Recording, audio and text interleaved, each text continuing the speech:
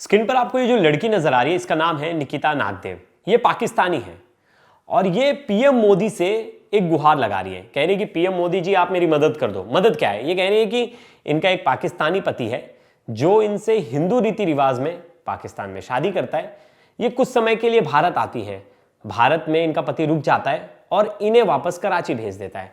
अब वही पति जो है वो यहां भारत में एक दूसरी महिला से शादी करने जा रहा है, जिसको लेकर ये लड़की परेशान है और ये कह रही है कि मेरी सरकार मदद कर दे, नहीं तो मुझे कोर्ट जाना पड़ेगा। और पीएम मोदी से डायरेक्ट इसने गुहार लगाई है। तो क्या है ये पूरा मामला जानेंगे इस वीडियो में, लास्ट तक इस वीडियो में बने रहिएगा। नमस्कार, मेरा नाम है प्रेश पांडे और आप देख रहे हो क्राइम तक।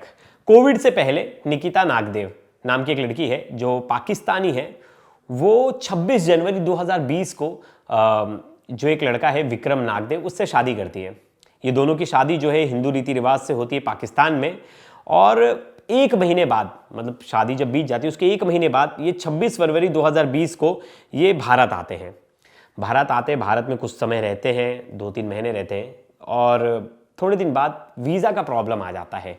निकिता को लॉन्ग टर्म वीज़ा नहीं मिल पाता, जिसकी वजह से उसे वापस जाना पड़ता है। और वीज़ा प्रॉब्लम की वजह से 9 जुलाई 2020 को जो उनके पति है विक्रम, वो उन्हें अटारी बॉर्डर छोड़ देते हैं। अटारी बॉर्डर से वो वापस कराची चली जाती हैं। अब कराची रहती हैं, कुछ साल बीत जाते हैं, लेकिन उनको लाने की कोशिश नहीं करते घर वाले।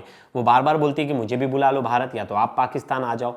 लेकिन विक्रम नागदेव ना उन्हें भारत लाने की कोशिश करते हैं ना खुद पाकिस्तान जाते। वो बहुत ज़्यादा परेशान हो जाती है, बार बार उन तक पहुंचने की कोशिश करती है। फिर इस बीच उन्हें पता चलता है कि उनके पति का किसी के साथ अफेयर है और अफेयर उनकी ही रिलेटिव में एक लड़की है उनके साथ है, जिसका नाम है शिवांगी।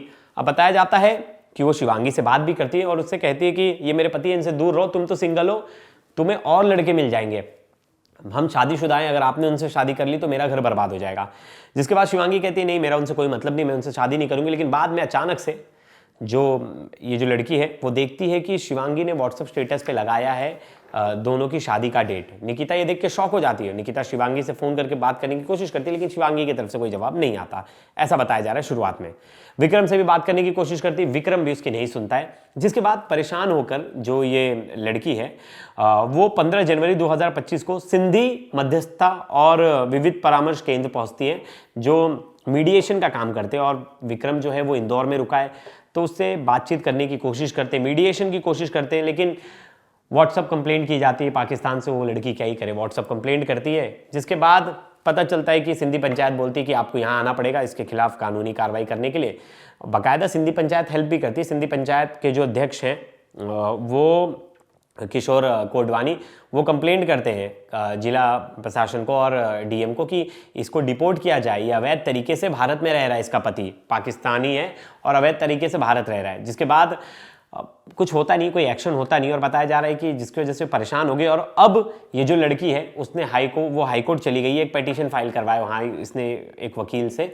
और वकील का कहना है कि पहले तो इसे डिपोर्ट किया जाए और जो दूसरी शादी करने जा रहा है भारत में पूरी तरह से अवैध है। और हमने ऐसे कई मामले देखे, 2 शादीवादी, हमने शीमा हैदर का मामला देखा है जिसमें पहले से वो शादीशुदा है पाकिस्तान में और भारत आती है, दूसरा शादी कर लेती है, लेकिन इसमें कोई कानूनी पेज फंस जाता है, क्योंकि हाँ, पाकिस्तान का लॉ इंडिया में काउंटेबल नहीं है, इंडिया का लॉ पाकिस्तान में काउंटेबल नहीं है।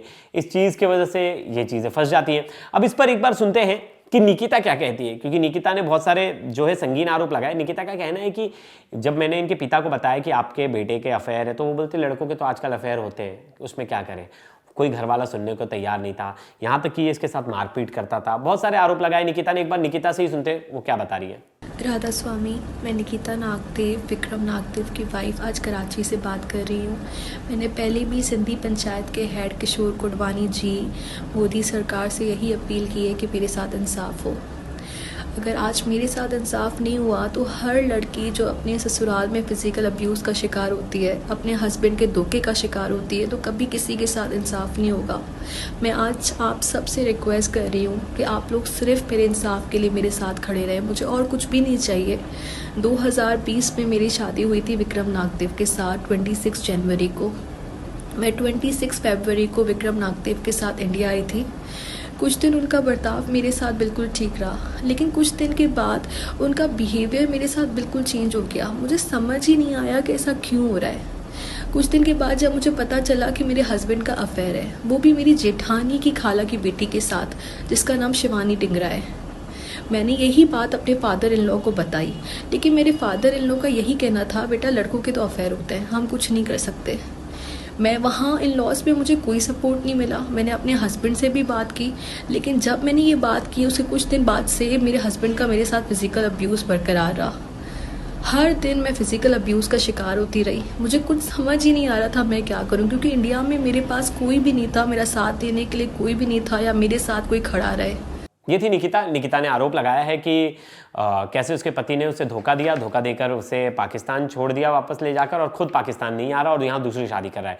इसके बाद जो विक्रम है, इनके पति, वो भी सामने आए। वो कह रहे हैं कि ये ब्लैकमेलिंग की कोशिश है, इन्हें फंसाया जा रहा है और झूठे मुकदमे इन पर करने की फिराक में ये लोग बैठे हैं और ये ब्लैकमेलिंग कर रहे हैं कुछ लोग मिलकर, तो इसी की वजह से मुझे फंसाया जा रहा है। एक बार सुनते हैं विक्रम क्या कह रहे हैं। एक पूरा मामला है, पाकिस्तान से एक युवती के द्वारा एक वीडियो भेजा गया है जिसमें आप पर आरोप लगाए गए हैं कई तरह के। क्या कहेंगे उन आरोपों को लेकर, और कौन है वो युवती, आपका क्या संबंध है? सर वो 2020 में मेरी शादी हुई थी, ठीक है।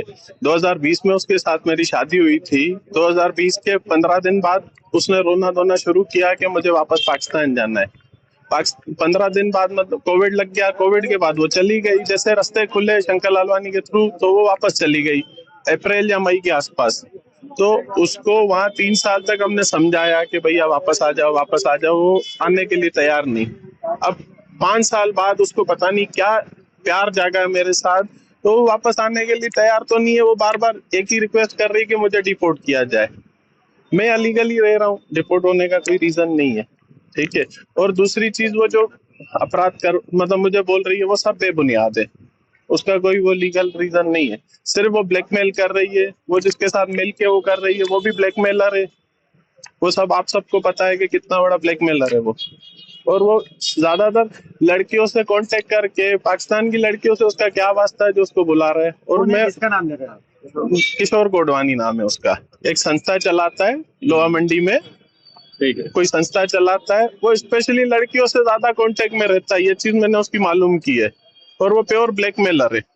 ये थे विक्रम। अब ये पूरा जो मामला है वो कोर्ट तक पहुंच गया है, क्योंकि उसने पहले तो गुहार लगाई। फ्राइडे को उसने एक वीडियो बनाकर पीएम मोदी से गुहार लगाई कि पीएम मोदी उनकी मदद कर दे, जिसके बाद सरकार ने उनकी सुनी नहीं, तो वो कोर्ट पहुंच गई। और अब उनके जो वकील हैं वो हाई कोर्ट पहुंच गए और वहां उन्होंने पहला तो पिटीशन दायर किया है कि ये अवैध तरीके से भारत में रह रहा है, इसको इतना लॉन्ग टर्म वीज़ा कैसे मिला और ये दूसरी शादी भारत में कैसे कर रहा है। पहले से ये शादीशुदा है पाकिस्तान में, तो एक तरह से ये शादी भी वैध नहीं है और इसकी जो है इसको तुरंत डिपोर्ट करना चाहिए। और तीसरी एक और चीज़ थी कि इसने अवैध तरीके से जो है भारत में प्रॉपर्टी भी खरीद रखी है, जो कि अलाउड ही नहीं है कि भारत में आप प्रॉपर्टी खरीद लो। सोचो कितना सिक्योरिटी लैप्सेस है कि कोई पाकिस्तानी जो है अवैध तरीके से भारत में रह रहा है, भारत का डॉक्यूमेंट्स बना रहा है, प्रॉपर्टी खरीद ले रहा है और दूसरी शादी भी करने जा रहा है। और हमारी एजेंसी, सरकार सब सोई है, किसी को नजर नहीं आ रहा है। ये मामला भले ही छोटा लग रहा हो, क्योंकि 2 पति पत्नी का मामला है, ये दोनों शादी कर चुका है और वापस भारत आ जाता है, लेकिन ये सिक्योरिटी लैप्सेस का भी मामला है, क्योंकि वो भारत में रह रहा है। एजेंसीज क्या कर रही है, एजेंसीज को क्या पता नहीं कोई पाकिस्तानी भारत में रह रहा है और इस तरीके से रह रहा है कोविड के बाद से। मुझे लग रहा है वापस से जांच होनी चाहिए। जो कोविड के बाद से आए वो लोग वापस अपने देश पाकिस्तान गए हैं या नहीं, या वो अभी तक भारत में है, उनका वीज़ा रिन्यू किया गया है या वीज़ा खत्म हो गया फिर भी अवैध तरीके से रहे। ऐसे कई सवाल हैं जो यहाँ की सरकार को देखना बहुत ज़रूरी है, क्योंकि इस तरह से कोई भी आ जाएगा भारत में और कोई भी आके प्रॉपर्टी खरीद के रहने लगेगा, तो ये तो सिक्योरिटी के साथ एक तरह से कॉम्प्रोमाइज़ होगा। और यही केस में हमने देखने मिला कि दोनों चीज़ें बताई जा रही हैं कि उनके वकील जो हैं वो भी कह रहे हैं कि भाई ये गलत है और इस तरह से तो इन्हें सज़ा होनी चाहिए और इन्हें वापस पाकिस्तान डिपोर्ट करना चाहिए। मैंने एक इनका मैरिज सर्टिफिकेट मेरे हाथ लगा। मैंने मैरिज सर्टिफिकेट में देखा तो आइडेंटिफिकेशन नंबर था जो पाकिस्तानी CNIC नंबर है, मतलब कंप्यूटराइज नेशनल आइडेंटिटी कार्ड। तो उसमें विक्रम का भी आइडेंटिटी कार्ड के 13 डिजिट का नंबर है, उसमें निकिता का भी। तो विक्रम ये वो नहीं कर सकता, इससे झुटला नहीं सकता कि वो पाकिस्तानी नागरिक नहीं है, पाकिस्तानी नागरिक है। और अगर उसका वीज़ा खत्म हो गया तो उसे पाकिस्तान वापस जाना चाहिए या तो वीज़ा के लिए अप्लाई करना चाहिए, लॉन्ग वीज़ा के लिए। तो दोस्तों इस वीडियो में इतना ही। आने वाली वीडियो में आपको बताऊंगा कि इसका क्या हुआ, इसे डिपोर्ट किया गया या लड़की वापस भारत आई। जो भी कुछ अपडेट इसमें आएगा मैं आप तक लेकर आऊंगा। और वो लड़की तो न्याय की गुहार लगा रही है और मुझे लगता है उस लड़की की सुननी चाहिए।